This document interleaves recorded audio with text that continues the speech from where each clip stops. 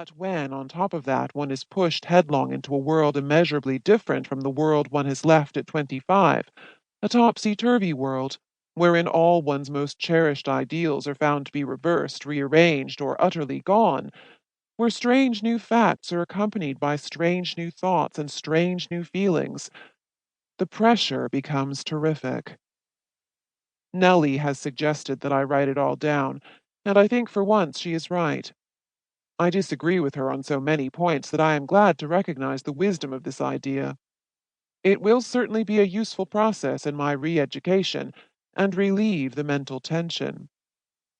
So, to begin with my first life, being now in my third.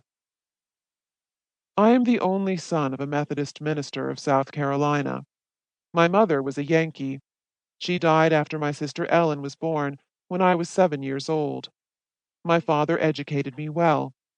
I was sent to a small Southern college and showed such a talent for philology that I specialized in ancient languages, and after some teaching and the taking of various degrees, I had a wonderful opportunity to join an expedition into India and Tibet. I was eager for a sight of those venerable races, those hoary scriptures, those time-honored customs. We were traveling through the Himalayas, and the last thing I remember was a night camp and a 6 months old newspaper from home. We had rejoicingly obtained it from a party we met in the pass. It was read and reread by all of us, even the advertisements, even the editorials, and in one of these I learned that Mrs. Eddy had been dead some time, and that another religion had burst forth and was sweeping the country, madly taken up by the women. That was my last news item. I suppose it was this reading and the discussions we had that made me walk in my sleep that night. That is the only explanation I can give. I know I lay down just as I was, and that's all I know, until Nellie found me.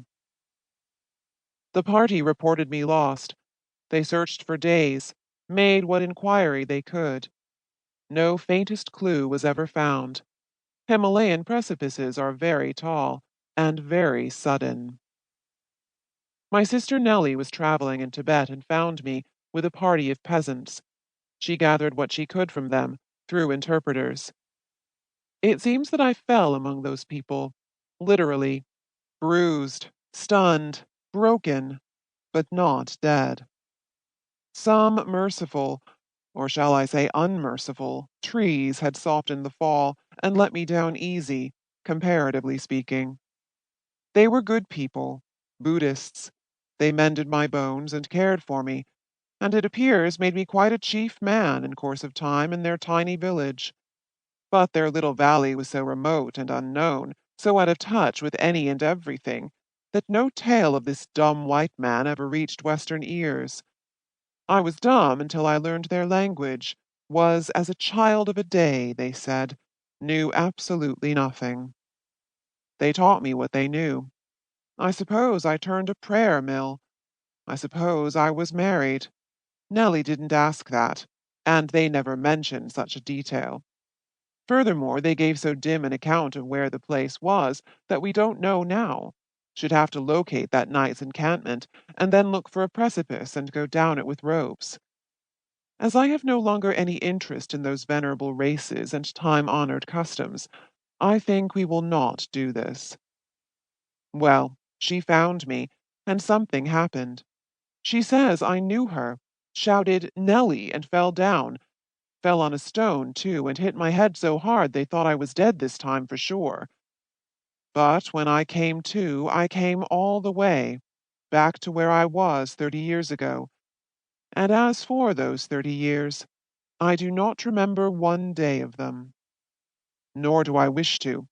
I have those filthy Tibetan clothes, sterilized and packed away, but I never want to look at them. I am back in the real world, back where I was at 25. But now I am 55. Now about Nellie. I must go slowly and get this thing straightened out for good and all. My little sister. I was always fond of her, and she adored me. She looked up to me naturally, believed everything I told her, minded me.